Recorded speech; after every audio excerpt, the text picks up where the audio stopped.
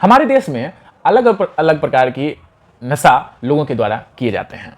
उसी में एक नशा है सेकुलरिज्म का नशा, जिसे कि धर्मनिरपेक्षता भी कहा जाता है तथाकथित लोगों के द्वारा। वैसे इसका अर्थ पंथ निरपेक्षता होता है, जो कि लोग समझते नहीं हैं। नमस्कार दोस्तों, मेरा नाम है अंकित सिंह भारती। आज मैं इसी के ऊपर चर्चा करने आया हूं। मैं आपका अपने चैनल पर स्वागत करता हूं।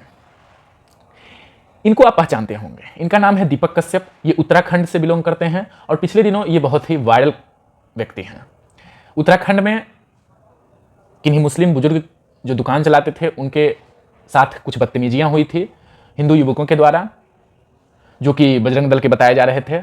और उस बदतमीजी में जो है मुस्लिम युवकों को, मुस्लिम धर्म के जो थे हमारे चाचा, उनका जो इन्होंने समर्थन किया था और उन्हें बचाया था। मैं इनका पूर्ण रूप से समर्थन करता हूं।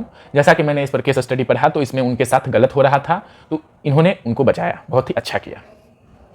पिछले दिनों होली के समय पर दिल्ली में एक तरुण नाम के युवक की हत्या कर दी गई पीट पीट करके। कारण हत्या का था कि एक उनके घर की एक बच्ची के द्वारा गलती से रंग का गुब्बारा जो है एक महिला के ऊपर, एक समुदाय के महिला के ऊपर फेंक दिया गया, जिसमें जो है उस महिला को गुस्सा आ गया और उनके घर के युवकों ने आकर करके जो है मारा पीटा और तरुण की हत्या हो गई।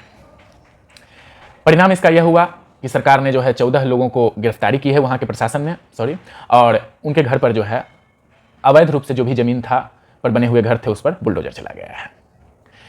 इन दोनों केस को देख करके आपको लग रहा होगा कि मैं किसी खास पक्ष का समर्थन करूंगा, मैं किसी भी पक्ष का समर्थन नहीं करूंगा। गलत दोनों जगह हो रहा था।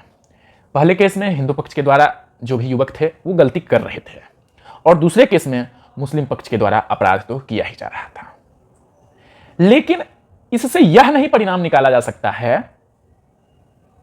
कि हिंदू पक्ष पंथ निरपेक्ष नहीं है।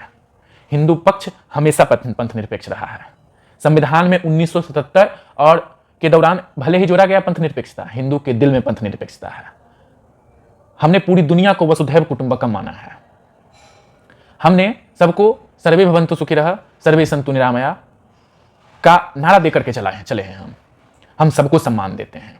लेकिन इस तरुण वाले केस का परिणाम एक और मैं बताना चाहता हूं कि तरुण वाले केस को मुस्लिम पक्ष के बहुत सारे लोगों के द्वारा मैंने देखा है, और अमूमन मैंने देखा है कि मुस्लिम पक्ष के जितने भी लोग थे उनके द्वारा यह कहा गया कि यह नॉर्मल पारिवारिक मामला था। क्या यह सिर्फ पारिवारिक मामला था? और एक लगातार सबों के द्वारा बोला गया, और इसे धार्मिक नजरिए से ना देखा जाए, यह बोला गया। तो एक लड़की ने जब गुब्बारा फेंक दिया तो इसे मारने पीटने की बात कहां से आ गई? पारिवारिक मामला था तो वैसे भी सुलझ सकता था। और ऐसा क्या है कि वहां के लोकल लोगों के द्वारा, सिर्फ जो मुस्लिम पक्ष के लोग हैं उन्हीं के द्वारा यह बोला जा रहा है कि पारिवारिक मामला था। हिंदू पक्ष के द्वारा किसी भी के द्वारा नहीं बोला गया है अभी तक। वो धर्म जो है, उस समुदाय के लोग जो भी हैं, किसी भी घटना के ऊपर जो भी अपना पक्ष होता है सब मिलकर के एक साथ रखते हैं। जबकि हिंदू पक्ष में होता है क्या कि आपसी मतभेद होता है। मैं यह नहीं कहता किसी धर्म के प्रति नफरत पालो, मैं यह नहीं करता कि किसी धर्म के प्रति गलत अवधारणा बना के रखो, लेकिन मैं इतना जरूर कहूंगा किसी भी धर्म पर अंधा विश्वास मत करो, और जो दुश्मन है वह दुश्मन है, उसे दुश्मन मानो। दोस्त सिद्ध करने से वह दोस्त नहीं हो जाएगा। जो गलत है वह गलत है, और ऐसे ही कई प्रकार की गलतियां होती आई हैं।